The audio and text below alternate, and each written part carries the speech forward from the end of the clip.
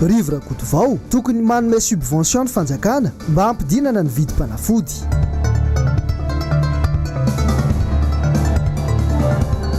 CSB Antanimena mitaraina ireo tongeny fa tsy ampy ny fanafody omena ireo marary. Fokontany atetezana voalohany sy ny manodidina saika ahitana fanendahana amin'ny tampiadina isan'andro.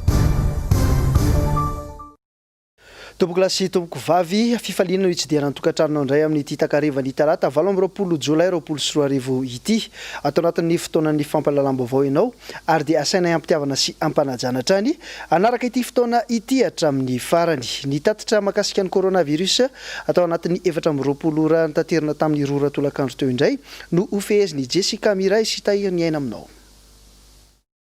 Ny ampiro indray nisan'ny olona lavon'ny COVID-19 androany tao manoro ny iray ary teto Antananarivo ny iray tafisiakatra 3 androany isan'ny matin'ny COVID-19 teto Madagasikara 770 sy 700 kosa ireo tranga vaovao any androany hatrany tafisiakatra 400 sy 100 alina androany ny trangana COVID-19 teto amintsika ny 770 sy 300 amin'ireo dia eto Analamanga avokoa ny 20 amin'ny faritra Boeny ao Mahajanga avokoa 70 ao Ambatondrazaka 12 ao Matsiatra Ambony 7 amin'ny faritra Sofia ka ny 4 ao Port Berger ary ny 4 ao Antsohi 10 amin'ny faritra Sava ka ny 4 ao Sambava ary ao Voimara ny iray 4 amin'ny faritra Atsimondrefana 4 Anatsinanana ka ny 3 ao Toamasina ary ny iray ao Manoro ny ampy 520 ihany koa ny isan'ny marary en forme grave ka mitotaly 300 manerana ny nosy 350 sy 300 kosa no sitrana ho an'ny androany izay mitotaly 320 sy 700 sy 400 hatramin'ny tatitra androany aloha sy mbola nitsahaniakatra ny salanisa ho an'ny Madagasikara.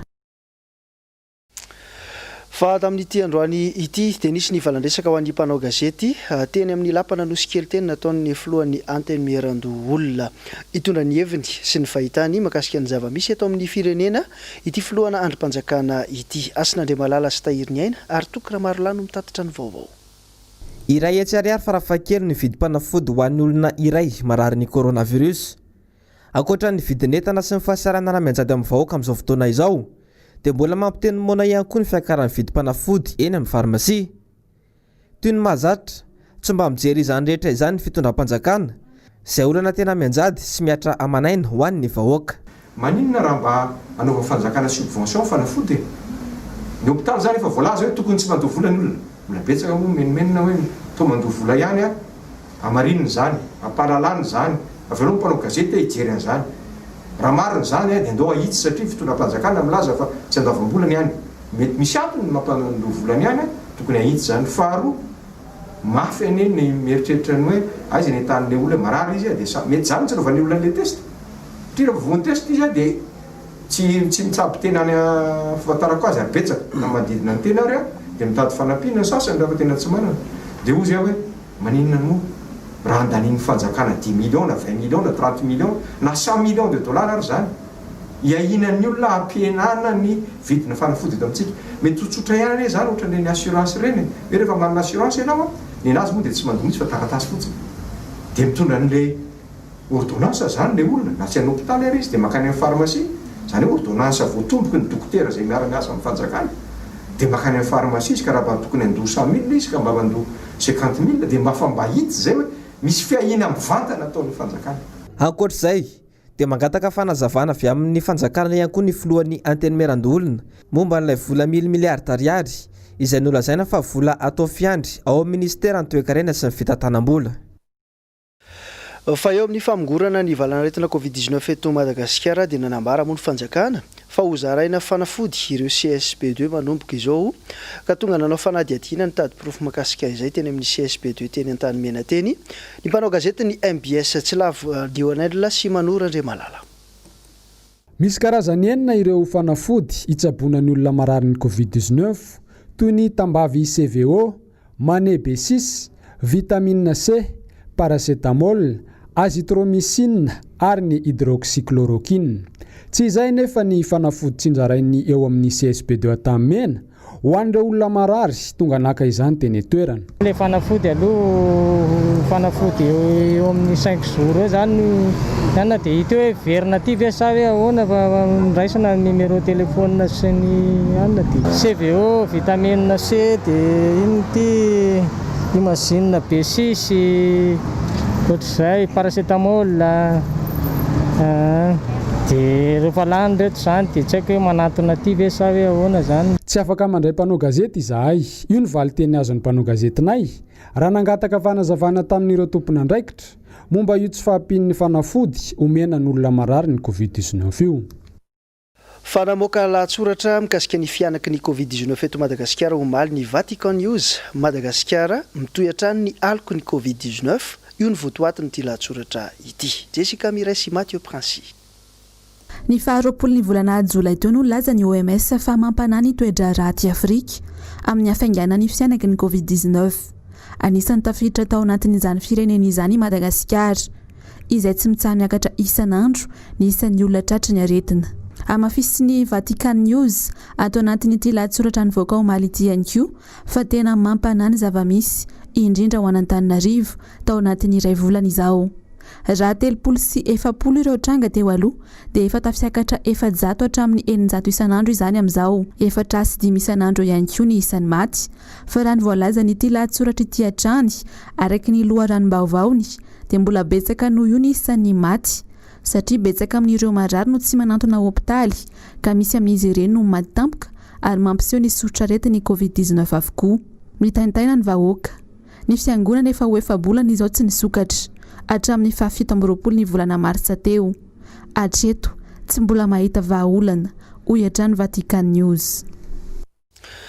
Atao anatin'ny 5 volana izay dia hita mirongatra izay tsy izy ny resaka tsy fandriam-pahalemana teto andrenivohitra. Teny Vaovao Mbs sy ny manodidina teny kosa androany ny mpanao gazety Njavandriamaefa sy Andro Rakotomalaala nanao fanadihadiana momba n'izay resaka tsy fandriam-pahalemana izay.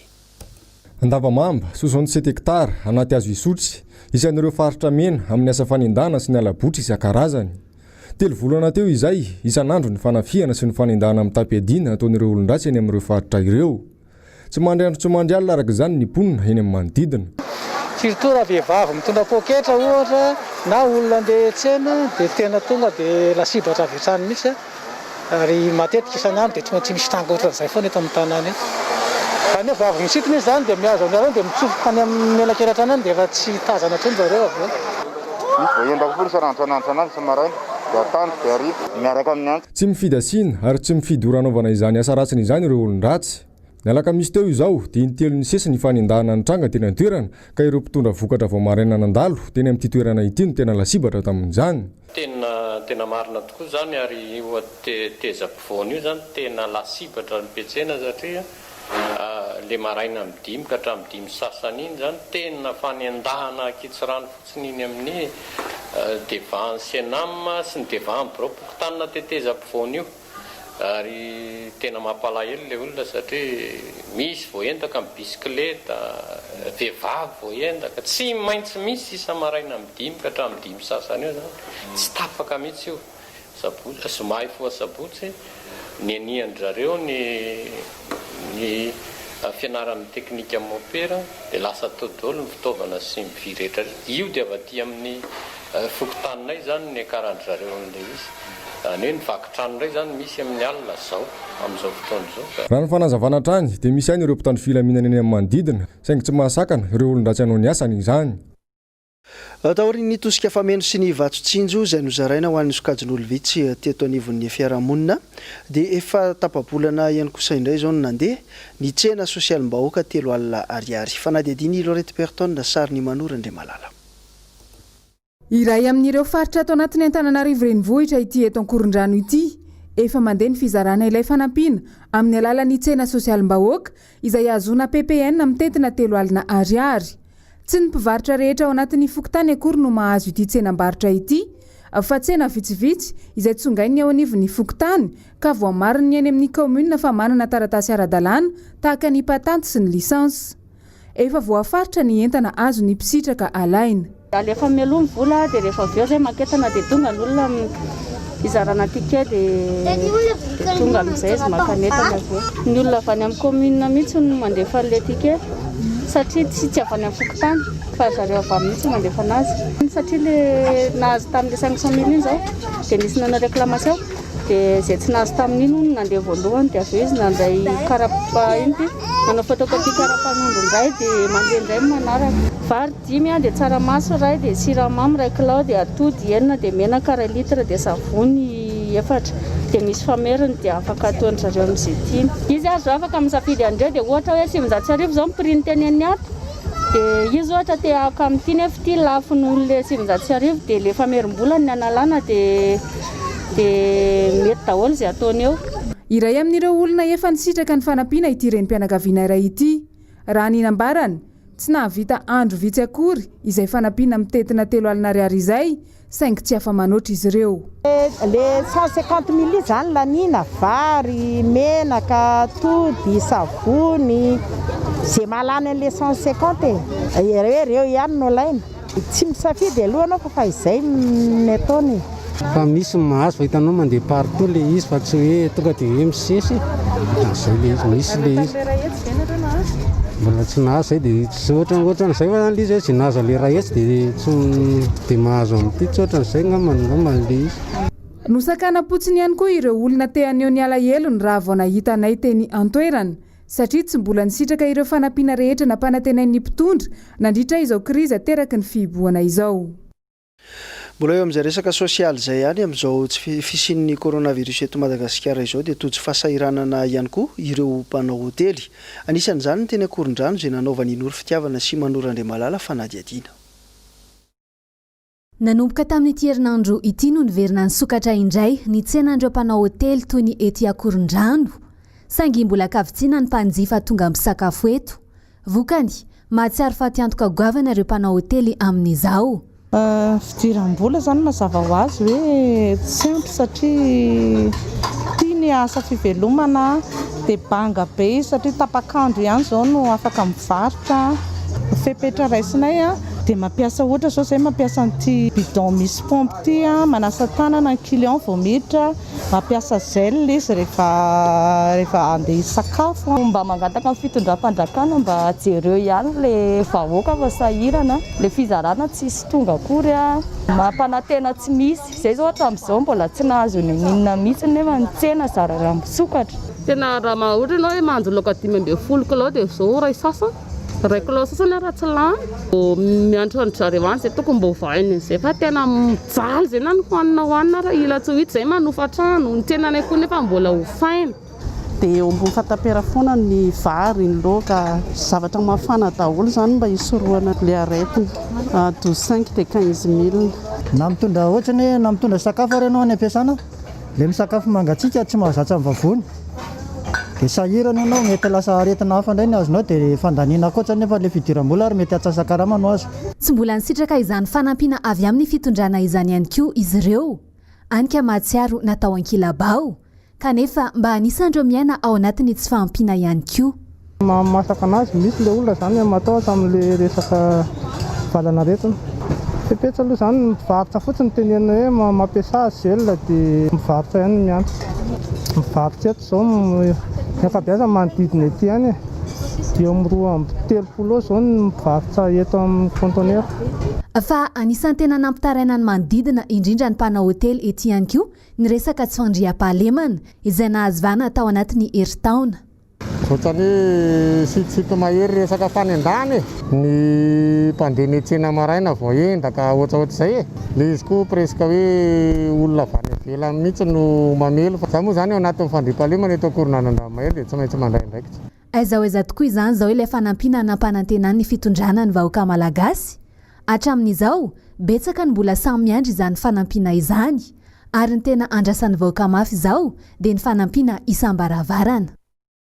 Efa ao anatin'ny amiana ara-pahasalamana fahafolo indray no misy atsika izao betsaka ireo sehatra izay voatery tsy maintsy nanakatona ny tsena ny nono ny tsy fisiana asa nanao ana kosa nefa ny amin'ireny mpampanofa vatapaty sy korbiara ireny mamaly izany fanontaniana izany ty fanadihadiany nomen'Andriamana Misata sy Mathieu Prince ity.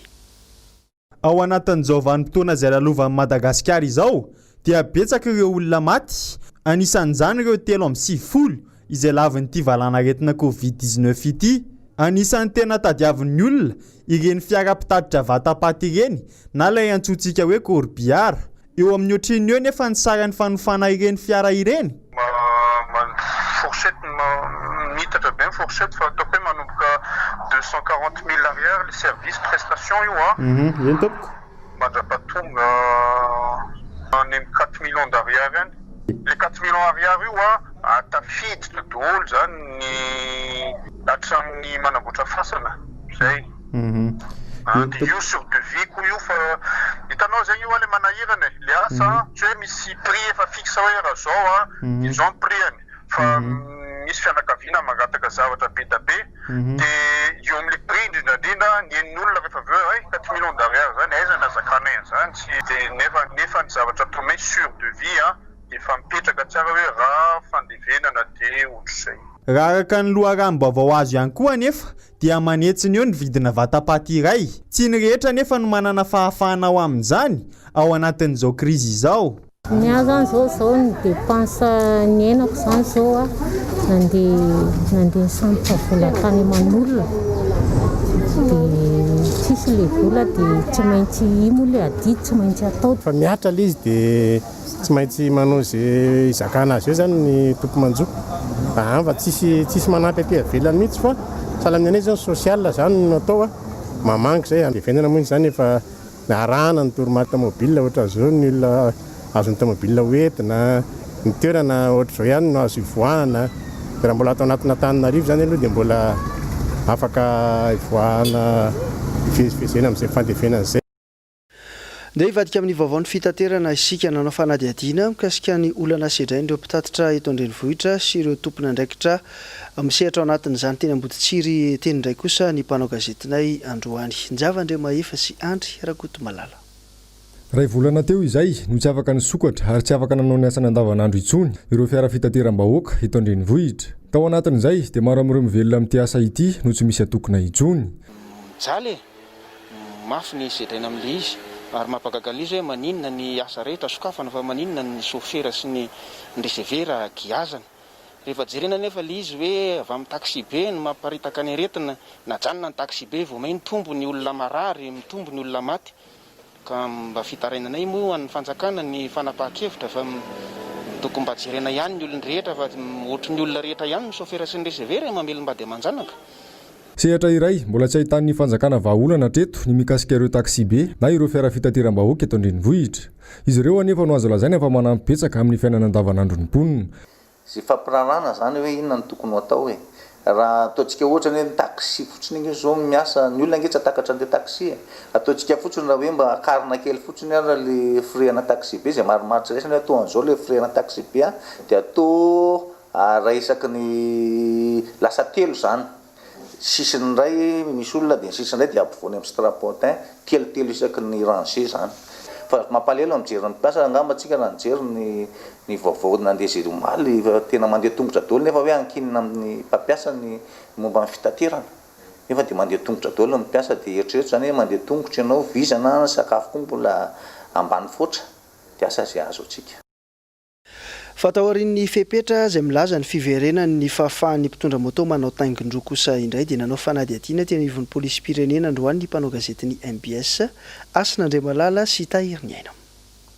Fepetra vaovao anisan'ny nambaran'ny Prime Ministre ny alady lasa teo ny fahafahan'ny moto mitondra olona iray omaly alatsinainy dia 50 teo eo ireo mpitondra moto mitondra olona izay voasaka amin'ny polisy pirenena ka tratra tsy nanara-dalàna.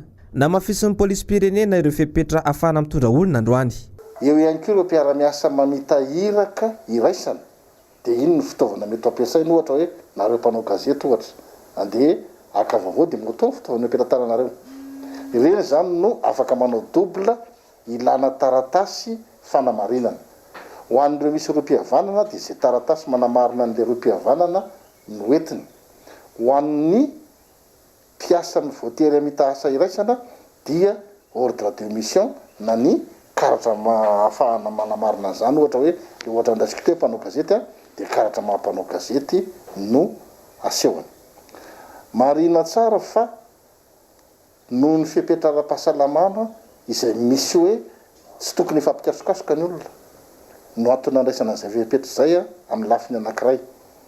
ary reo olona mitaingina moto aminao double reo a dia tsy maintsy manaraka ny fepetra manao arotava ara-dalàna.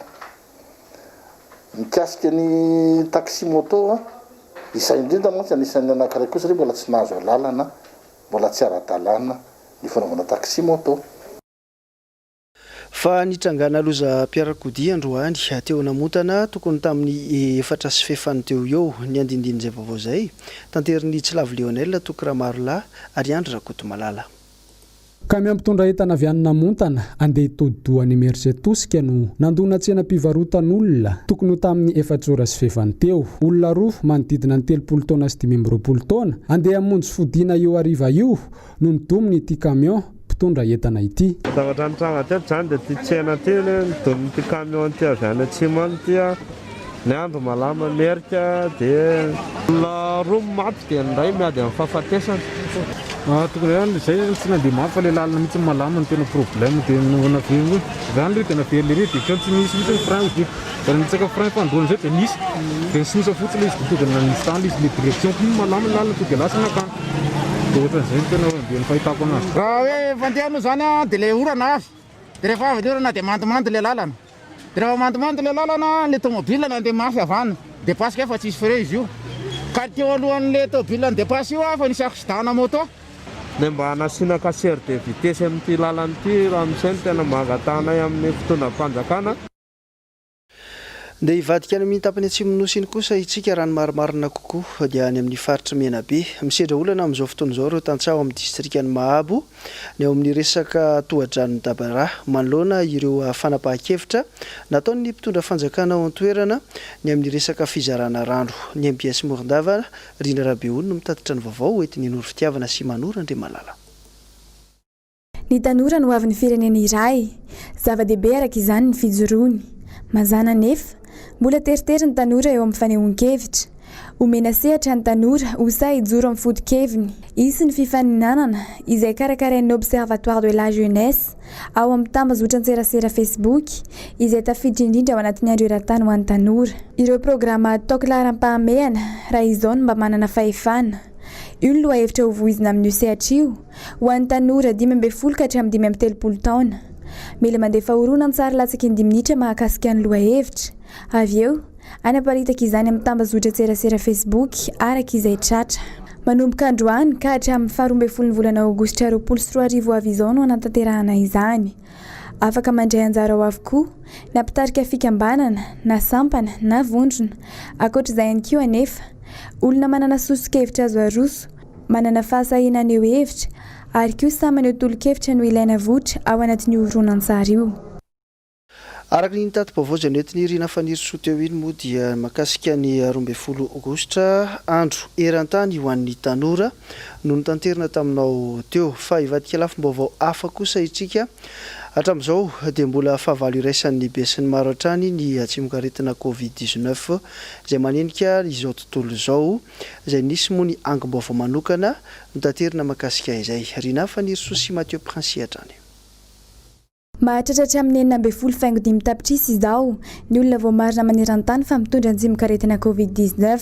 4 alina senetsy kosa ny namoiny ainy raha 5.5 ireo efa sitrana araka ny vaovao farany no tanteriny Johns Hopkins University ny alatsinainy fa 17 volana Jolay 2024 lasa teo. Ho an'ny Chine izao mahatratra 7.737 alina ireo tranga vao marina ka ny 9.700 amin'izany dia mila fanaraha-maso akaiky avokoa. 13.907 kosa no lavo. Ny 20 amin'ireo dia avy ao Hong Kong ary ny 7 kosa avy ao Taiwan. Fa ho an'ny Beijing renivohitry Chine kosa roa ny tranga vao marina ao Mali. Araka ny fantatra efa mialefa ny valanaretina ao amin'ity renivohitry Chine ity. Tao anatin'ny 20 andro mantsy izay efa tsy nahitana tranga intsony tao an-toerana. Ny ao Etazonia kosa mbola mahery ny 4.4 tapitrisa ny tranga vao marina. Mihoatra ny 8.7 alina sy iray hetsy kosa ireo maty. Manoloana izany indrindra firenena maromaro no mbola nanamafy ny fepetra ara-pahasalamana toa ny Allemagne, Frantsa, Belgique ary Royaume-Uni natao indrindra izany mba ho fisorohana ny mety ho fianaky ny valanaretina. Oetsika manakatona ny fotoana amin'ny maresaka iraisam-pirenena hatrany. Zato andro mialohan'ny fifidianana filoham-pirenena izay tanterahana ny États-Unis dia mitana ny laharana voalohany ny mpifanandrina amin'ny Donald Trump. Jessica Miray sy Mathieu Prince no nanao ny angom-baovao. Raha araka ny sondage any États-Unis, miahita taratra hatrany ny faharesen'i Donald Trump sy ny ekipany, indrindra tao anatin'ny fitantanana ny krizin'ny Covid-19 izay. Zato andro mialohan'ny fifidianana filoham-pirenena any an-toerana, izay ho tanterahina ny fahatelo ny volana novambra izao, ny sondage rehetra manerana ny États-Unis dia manome fahatarana azy avokoa amin'ny salanisy mita amin'ilay mpifanandrina amin'ny Joe Biden. Any amin'ny laharana faharoa avokoa ny toerana misy azy, any amin'ny fanjakana maromaro toa ny Michigan, Florida ary Arizona izay nandreseny anefa ny taona 2024. Ny krizin'ny Covid-19 no anisan'ny nampitotongana ny Trump, raha araka ny sondage ny ABC News. Roa apatelon'ireo Amerikanina no tsy mankasitraka ny valiteniny amin'ny fiatrehana ny Covid-19. Nataony ambanin-javatra hatrany ny ady amin'ny fianaka ny Covid-19, anefa ny maty sy ny marary mitomba hatrany any an-toerana. Nitapaky ny volana Jolay teo izy vao niaiky fa tokony ho fakantahaka izy. Mba hanovany indray ny zava-misy any États-Unis amin'izao dia nanova fomba fiasa i Trump, lalàna sy filaminana, izay indray ny fomba fiasany tao anatin'ny herinandro maromaro izao. Izay fomba fiasa mitovy ny tamin'ny fampelezan-kevitra Richard Nixon ny taona 1970, izay nahitany fahombiazana. Tamin'izany fotoana izany États-Unis dia nandalo olana goavana tamin'ny fanoherana ny fanavakavahambolkodra. Dia izay maresaka tany États-Unis izay ihany koa tompoko lasy tomboky vavy no namarana ny tanteraka ny fotoana ny fampalalam-baovao tamin'izao alina izao. Ankasitrahana feno ny safidinao miara-dalana hatrany amin'ny MBS amin'ny fotoana rehetra naizanaiza ihany koa, na ny eto an-toerana, na ny any amin'ny faritra, na ny any ampitan-dranomasina ihany koa. Aoriana an'izao fotoana irahantsika eto izao dia ny sary miantsika ho aroso ny MBS aminao dia ny hoe Comme un oiseau sur la branche, comédie d'action izy io, ary Mel Gibson no ilalao azy io, ary Goldie Hawn ihany koa. Ny tenanay mametraka ny mandrapitafa amin'ny manaraka indray veloma tompoko.